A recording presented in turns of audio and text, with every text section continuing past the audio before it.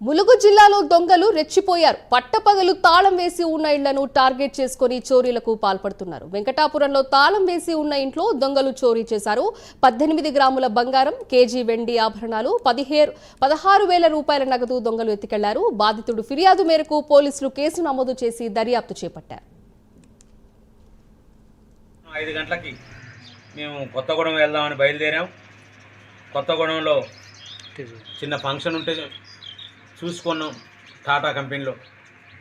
ఆ ఫంక్షన్ చూసుకొని మళ్ళీ అక్కడ మేము 5ంటికి రీచ్ అయ్యి మళ్ళీ వెంకటాపురం వచ్చేసరికి 9:30 అయింది.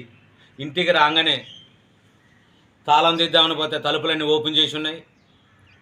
అలాగనే షాపు తాళం కూడా పగలగొట్టున్నాయి. 2 తాళాలు, ఇంటి తాళం, షాపు తాళం 2 పగలగొట్టున్నాయి.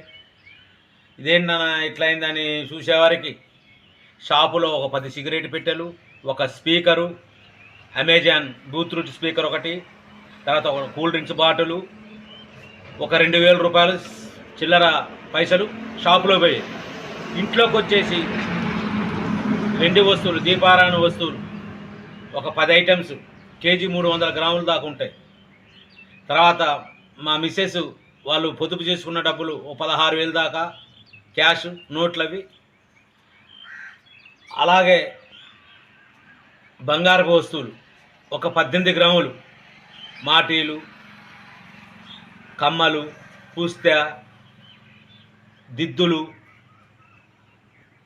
వగైరా వగైరా చిన్న చిన్న ఐటమ్స్ అవి 18 గ్రాములు. సుమారుగా 3.5 లక్షల పై చిలుకు విలువ గల మా అంచనా.